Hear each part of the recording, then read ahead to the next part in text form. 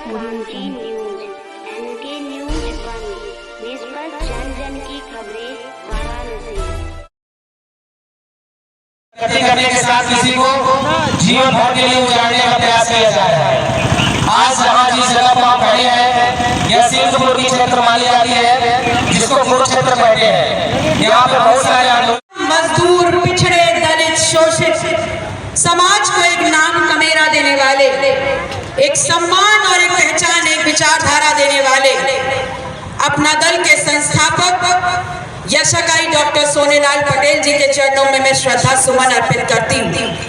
और उनके जाने के बाद आज अपना दल को इस देश की राजनीति में विकल्प नहीं बल्कि मजबूरी के रूप में स्थापित करने वाली राजमाता कृष्णा पटेल जी को बारंबार धन्यवाद देते हैं कि आज उनके निर्देश पर हम आपके बीच में आए हैं, आपकी व्यथा सुनने आए हैं। तो हम लोग धरना प्रदर्शन करेंगे, अपने जो लोकप्रिय विधायक हैं, सांसद हैं, उनका घेराव करेंगे, जिला अधिकारी का घेराव करेंगे, कमिश्नर का पत्रक देंगे।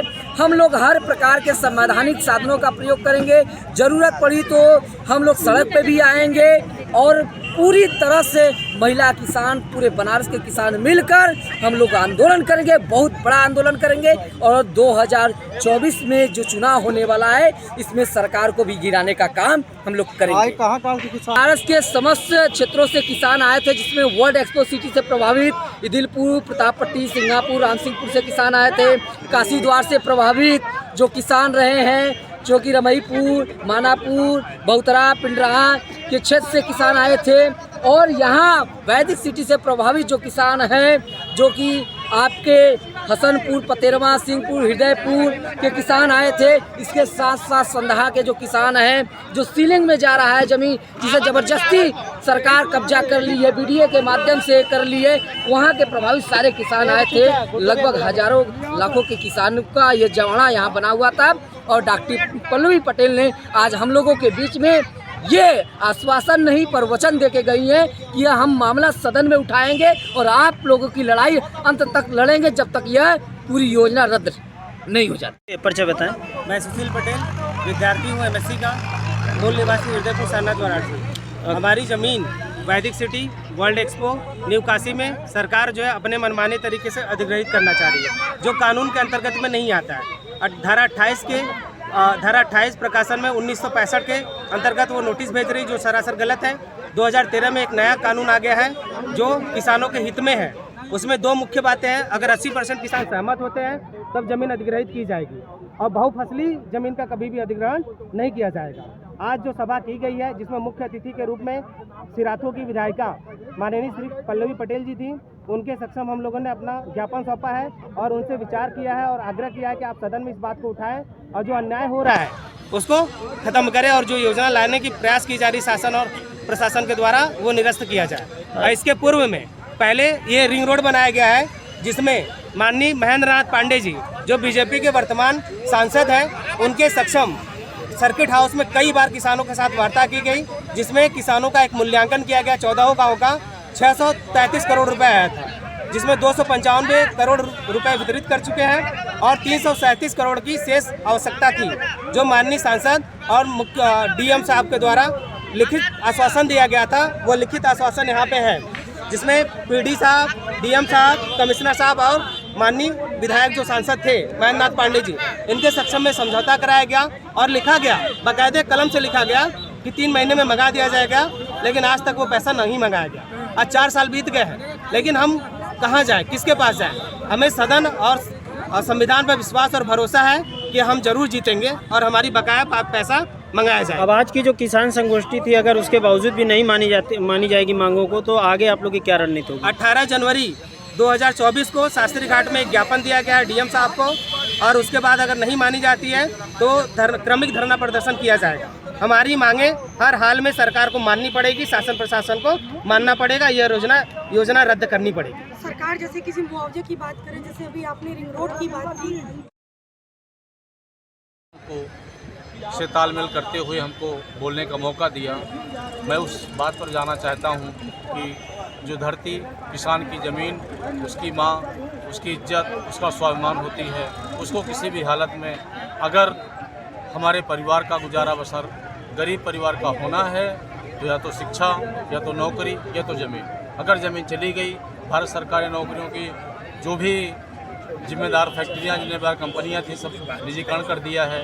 नौकरी समाप्त हो रही हैं, ज़मीन भी समाप्त हो जाएगी, तो हमारा नवयुवक, हमारी माताएं बहनें बेकार हो जाएंगी, भुखमरी की कगार पे आ जाएंगी। इससे हमारे देश का विकास नहीं, विनाश होगा। जो है डीएम साहब क्या आप लोग वैदिक सिटी और जो ट्रांसपोर्ट नगर बसाया जाता है जा रहा है यहाँ पे, उसका विरोध कर रहे हैं सब लोग? मैं जो ये सामाजिक न्याय क्रांति मोर्चा बना है, इसके पहले भी हम कई बार कई कार्यक्रमों में आ चुके हैं आप लोगों के बीच में।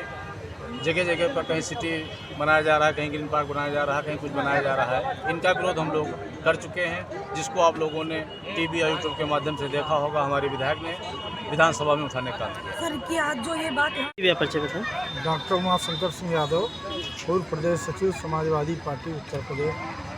आज हम सब लोग यहाँ जो 29 गांव जो तमाम योजनाओं को लेकर के काशी द्वार, वैदिक द्वार, वर्ल्ड सिटी को लेकर के जो किसानों का उत्पीड़न हो रहा है, जो अधिग्रहण करना चाहती है केंद्र और राज्य सरकारें, उसके विरोध में यहाँ हृदयपुर चौराहे पर एक जन जागरण किया गया है, जिसमें समाजवादी पार्टी की शानदार विधायक और अपना दल कमेरवादी की राष्ट्रीय महासचिव डॉक्टर पल्लवी पटेल का आगमन हुआ।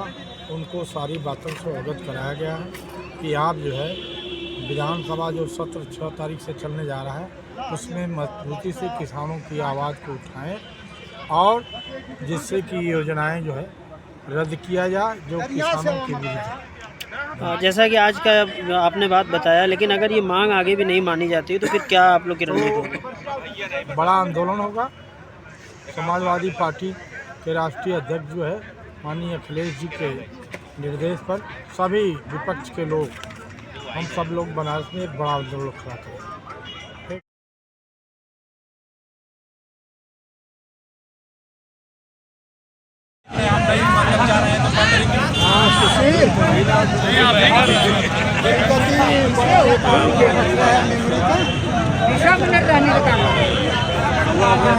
मैं महंत प्रसाद एडवोकेट, किसान न्याय मोर्चा प्रदेश संयोजक। आज इस सभा स्थल पर किसान न्याय मोर्चा के तत्वाधान में उत्तर प्रदेश विधानसभा के यशस्वी विधायिका माननीय पल्लवी पटेल जी आपके बीच में 20 मिनट के अंदर आएंगी और इस बनारस के किसानों की महती दशा पर वो अपना विचार भी देंगी।